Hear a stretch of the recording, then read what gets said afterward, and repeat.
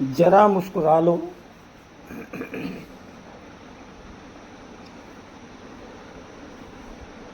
कहानी है, थोड़ा मुस्कुरा लीजिए। दो भाई थे, एक की उम्र 8 साल, दूसरे की 10 साल। दोनों बड़े ही शरारती थे। उनकी शैतानियों से पूरा मोहल्ला तंग आया हुआ था।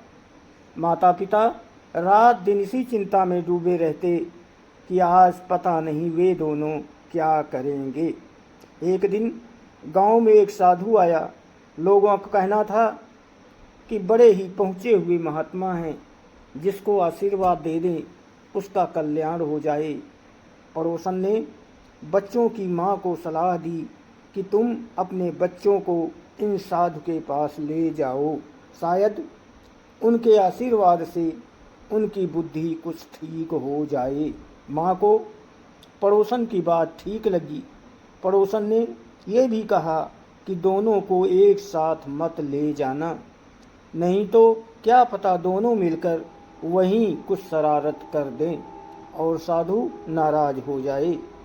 अगले ही दिन माँ छोटे बच्चे को लेकर, एक बच्चा ले गई छोटा।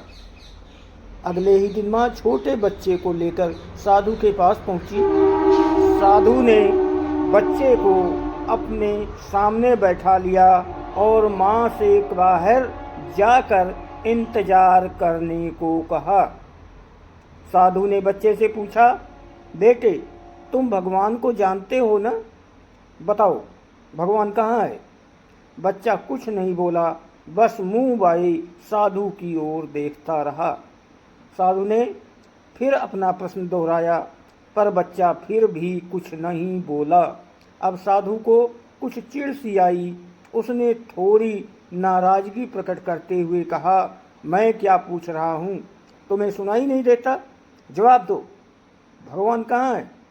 बच्चे ने कोई जवाब नहीं दिया, बस मुंह बाए साधु की ओर हैरानी भरी नजरों से देखता रहा। अचानक जैसे बच्चे की चेतना लौटी, वो उठा और तेजी से बाहर की ओर भागा। साधु ने आवाज दी, पर वो रुका नहीं। सीधा घर जाकर अपने कमरे में पलंग के नीचे छुप गया। बड़ा भाई जो घर पर ही था ने उसे छुपते हुए देखा तो पूछा, क्या हुआ, छुप क्यों रहे हो? भैया तुम भी जल्दी से कहीं छुप जाओ, बच्चे ने घबराए हुए स्वर में कहा। पर हुआ क्या? बड़े भाई ने भी पलंग के नीचे घुसने की कोशिश करते हुए पूछा। अब की बार हम बहुत बड़ी मुसीबत में फंस गए हैं। भगवान कहीं गुम हो गया है और लोग समझ रहे हैं कि इसमें हमारा हाथ है।